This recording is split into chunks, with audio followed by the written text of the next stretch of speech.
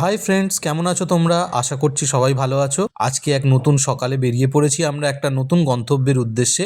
বেশি দূর না, আজকে যে গন্তব্যের দিকে এগিয়ে চলেছি সেটা হলো বাবা বড় কাছারির মন্দির। দেখে তোমরা ইন্ট্রো দেখে হয়তো বুঝতেই পেরে গেছো বাবা বড় কাছারির মন্দিরে আমরা চলে এসেছি। বাবা বড় কাছারি মন্দির হলো গ্রাম বাংলার লৌকিক ধ্যান ধারণা ও বিশ্বাসে প্রতিষ্ঠ পাওয়া হিন্দুদের পূজার্চনা স্থল। পরমেশ্বর শিব এখানে পূজিত হন। বর্তমানে এটি স্থানীয় মানুষের গ্রামীণ জীবনচর্চায় এক বিশেষ স্থান অর্জন করেছে। এটি পশ্চিমবঙ্গের দক্ষিণ ২৪ পরগনা জেলার বিষ্ণুপুর থানার বখরাহাটের নিকটস্থ ঝিকুরবেড়িয়া গ্রামে অবস্থিত। মহানগর কলকাতা হতে সড়কপথে ৩০ কিলোমিটার দূরত্বে অবস্থিত।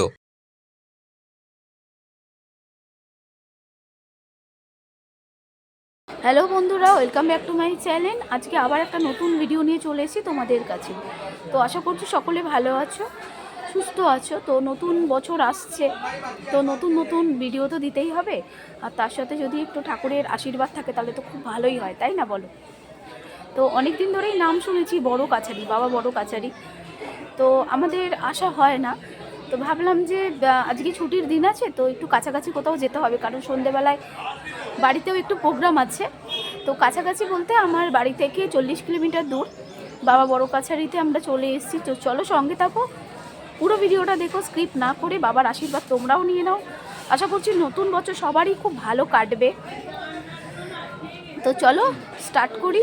পুরো মন্দিরটা তোমাদের সাথে আমিও ঘুরে দেখি, কেন আমি কোনোদিন আসিনি, এই ফার্স্ট টাইম আমি আসছি বাবা বড় কাছারিতে। কারণ অনেকেই আছে যারা আমায় চেনো, জানো, তোমার অনলাইনেই অনেকেই আছে যারা আমায় বলেছিল যে জোৎস্না তুমি একবার বাবা বড় কাছারি ঘুরে আসতে পারো। আমি একজনের নাম বলছি, বিশেষ করে সঙ্গমিত্রা বাসু। হ্যাঁ, তো উনি, ওই দিদি আমায় বলেছিলেন, সঙ্গমিত্রাদি যদি ভিডিওটা দেখো তাহলে মানে তোমার কথাটা ভেবেই আরও এলাম যে তুমি তো বলেছিলে যে জোৎস্না একবার বড় কাছারিতে ঘুরে এসো। তো তোমার কথা রাখতেই কিন্তু আজকে এসছি। ঠিক আছে, তো চলো সঙ্গে থাকো, পুরো মন্দিরটা একটু। এবার তোমাদের বলি এই জায়গাটার নাম বড় কাছারি হলো কী করে। জনশ্রুতি মতে বহু বছর আগে এখানে এক জঙ্গলের মাঝে এক শ্মশান ছিল। এই শ্মশানে নাকি গভীর রাতে স্বয়ং শিবশম্ভু ভূতনাথ বেশে বিচার সভা বসাতেন। সে কারণে স্থানটিকে অনেকে এখনও ভূতের কাছারিও বলেন। আর যেহেতু সে বিচার ভূতনাথরূপী শিবের দরবারে, সুতরাং তার বিচারই সর্বশ্রেষ্ঠ। সেই থেকে এই জায়গাটির নাম বড় কাছারি। এবার আসছি এর ইতিহাস। ১৭৪০ খ্রিস্টাব্দে নবাব আলীবর্দী খানের শাসন আমলে বাংলায় আক্রমণকারী মারাঠাদের অত্যাচার ও হামলা হয়। সেই হামলা হতে বাঁচতে এই অঞ্চল হিন্দু সম্প্রদায়ের মানুষজন প্রধানত কৃষককুল ও শ্মশান সংলগ্ন জঙ্গলে আশ্রয় নেয়। কিছুকাল পরে এক সাধু ব্যক্তি শ্মশানের জঙ্গলের মধ্যে দিয়ে যাওয়ার সময় কিছুদিন শ্মশানে আশ্রয় নেন। জঙ্গলে আশ্রয় নেওয়া মানুষেরা বিভিন্ন সময় তার কাছে এসে তাদের নানান অসুবিধা অসুস্থতার কথা বলতো এবং তিনি সাফল্যের সাথে সেগুলি প্রতিকারের ব্যবস্থা করতেন, উপদেশ দিতেন। নানাভাবে উপকৃত হতে থাকতেন স্থানীয়রা। ফলস্বরূপ বাকসিদ্ধ সেই সাধু পুরুষ তাদের কাছ থেকে ভূতনাথের প্রতিভু হিসাবে গণ্য হতে থাকেন। পরে মারাঠাদের সঙ্গে নবাবের শান্তি স্থাপনের পর বাংলার অন্যান্য স্থানের সাথে এই অঞ্চলের প্রভূত উন্নতি হয়। হঠাৎ কোনো এক সময় সেই সাধুর মৃত্যু হলে তার মরদেহ না পুড়িয়ে সেই শ্মশানে সমাধিস্থ করে ভক্তগণ। পরে সেই সমাধিক্ষেত্র হতে এক অশ্বত্থ গাছ জন্মায়। স্থানীয়রা তখন ওই অশ্বত্থ গাছকে সাধুর প্রতিমূর্তি হিসেবে মান্য করতে থাকে। আর সেই বৃক্ষতলে পূজার্চনার স্থান হয় শিবলিঙ্গের। মানুষজন তাদের মনস্কামনা গাছটির কাছে জানালে অদ্ভুতভাবে পূরণ হতে থাকে। আর সেই বিশ্বাস ভর করেই স্থানটির মাহাত্ম্য ছড়িয়ে পড়ে। ১৯৭৮ খ্রিস্টাব্দে বন্যায় অশ্বত্থ গাছটির ব্যাপক ক্ষতি হয়। ভক্তদের ইচ্ছা অনুসারে এক নতুন অশ্বত্থ গাছ বসানো হয় এবং তার তলে এক গোলাকার বেদি নির্মাণ করে শিবলিঙ্গ প্রতিষ্ঠা করা হয়। বর্তমানে এটি বড় কাছারির মন্দিরে পরিণত হয়েছে। প্রতি শনি মঙ্গলবার বেশ ধুমধাম সহ পূজা হয়। বহু দূর দূরান্ত হতে ভক্ত মানুষেরা আসেন নিজের নিজের মনস্কামনা নিয়ে পুজো দিতে। তারা এক ছোট্ট কাগজে তাদের প্রার্থনা দরখাস্তের আকারে লিখে মন্দিরের গায়ে বেঁধে দেন। দুঃখ কষ্ট লাঘব হয়, মনোবাঞ্ছা পূরণ হয়। জনসমাগম বৃদ্ধির কারণে বর্তমানে প্রতিদিনই হাজার হাজার মানুষ আসেন পুজো দিতে।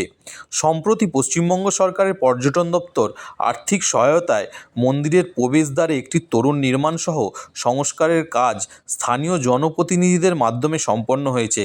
আসল পূজাস্থান তথা মন্দিরটি সামান্য বেদি বা মঞ্চের আকারে হলেও তোরণটি নির্মাণ বাংলার চারচালা স্থাপত্য রীতি ব্যবহার করা হয়েছে। এতক্ষণ তো বললাম মন্দিরের ইতিহাস, এবার বলি মন্দিরে পৌঁছাবেন কি করে। কলকাতা থেকে যে কোনো একটি বাসে পৌঁছে যান হাজরা মোড় এবং হাজরা মোড় থেকে SD-8 বাসে উঠে পড়ুন। উঠে সোজা পৌঁছে যান বিবির হাট। ওখান থেকে টোটো অটো রিক্সা ধরে পৌঁছে যান বাবার মন্দিরে।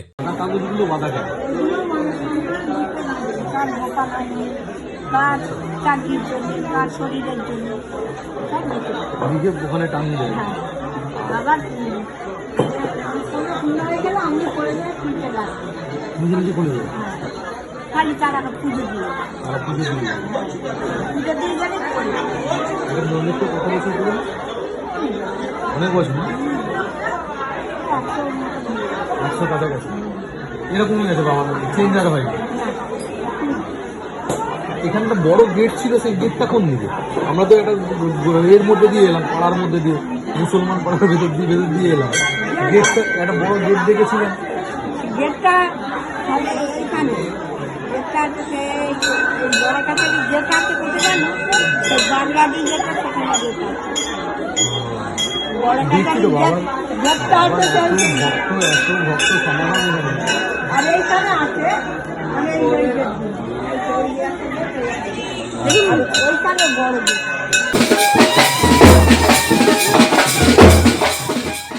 তো নিশ্চয়ই তোমাদের পুরো মন্দিরটা ঘুরে ভালোই লেগেছে। তো ভেতরে তো যেহেতু বারণ আছে ফটো তোলা ভিডিও করা, তো আমি ভেতরে গিয়ে আশীর্বাদ নিয়ে নিয়েছি বাবার। তারপরে পরে আমি দাঁড়ালাম গাড়ির কাছে, তারপরে আমার হাজব্যান্ড গিয়েও তোমার আশীর্বাদ নিয়ে নিয়েছে বাবার কাছ থেকে। তোমরা দূর থেকেই বাবাকে নিজের মনস্কামনা জানাও। আশা করছি বড় কাছারির বাবা তোমাদেরও কথা শুনবে। তো সামনে নতুন বছর আসছে, সবাই মানে আশীর্বাদ নিয়ে নিও বাবার। আর এই বলেই এখানে ভিডিওটা শেষ করছি, আবার দেখা হবে অন্য কোনো ভিডিওতে। তো যারা যারা এখনো পর্যন্ত আমার চ্যানেলটা পেজটা ফলো করোনি কিংবা সাবস্ক্রাইব করোনি, তারা পাশে থাকা বেল আইকনটি প্রেস করে অবশ্যই কিন্তু ফলো আর সাবস্ক্রাইব করে নিও। আর যাদের যাদের ভিডিওটা ভালো লাগবে তারা ফ্যামিলির কাউকে শেয়ার করে দিও, আর এই ছোট বোনটাকে অনেক অনেক ভালোবাসা দিও। তো চলো আজকের মতো এখানেই শেষ করছি, আবার দেখা হবে অন্য কোনো জায়গায় অন্য কোনো ভিডিওতে। চলো টাটা।